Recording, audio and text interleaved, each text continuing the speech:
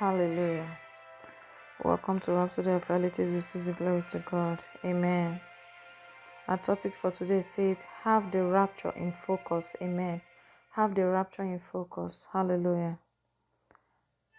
And our text is taken from 1 John 2 verse 28. It says, and now, little children, abide in him, that when he shall appear, we may have confidence and not be ashamed before him at his coming. And now, little children, abide in him, that when he shall appear, we may have confidence and not be ashamed before him at his coming.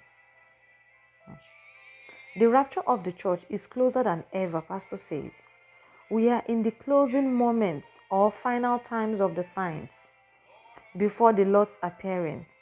It's important that you are ready for him. Hallelujah.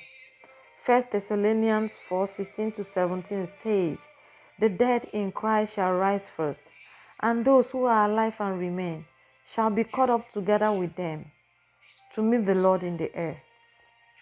The question is, are you in Christ? If you are, then you are one of the many the Lord is coming to receive unto himself. If, however, you are not, you have to give your heart to Christ right away by confessing his lordship over your life.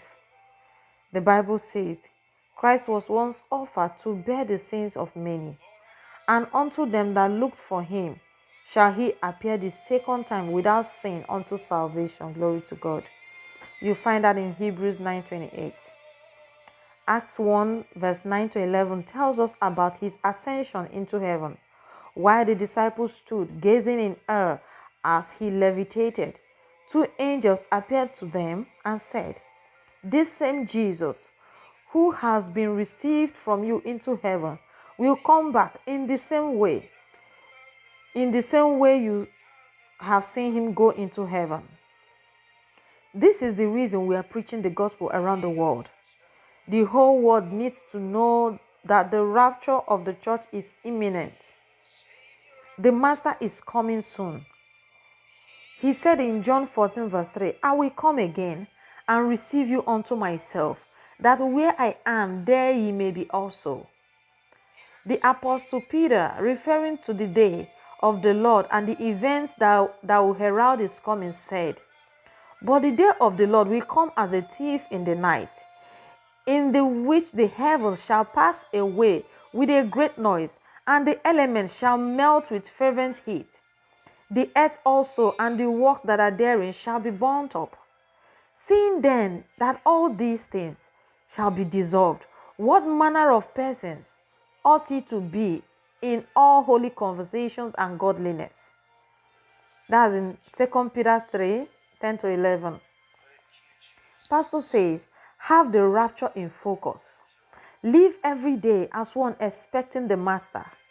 Carry that consciousness in your heart at all times. Walk in love. Hallelujah. I read again. First, live every day as one expecting the master. Carry that consciousness in your heart at all times. Walk in love. Walk in righteousness. And while you're getting yourself ready, help those around you to get ready as well by preaching and teaching them God's word. While you're getting prepared, don't be carried away by focusing just on yourself. Give a helping hand to someone around you that needs to get ready to put them through. Teach them the word. Preach to them. Glory to God. Don't also forget to pray for them to stand strong the way you are standing. Hallelujah. Glory to God. Have the rapture in focus. Live every day with that consciousness.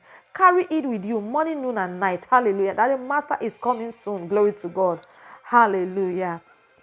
Let's say this prayer together. I'm awake and alert in the spirit, fervent in good works, being propelled by the master's love, his word, and my expectation of his soon return. I'm fully convinced that the gospel is God's saving power to everyone who believes. I'm resolute in my pursuit for the souls of men. Today, as this glorious gospel is preached around the world, many are snatched out of the kingdom of darkness into the glorious liberty of the sons of God. In Jesus' name, amen. Hallelujah. Glory to God. Until next time, Keep living atmosphere of the word. God bless you.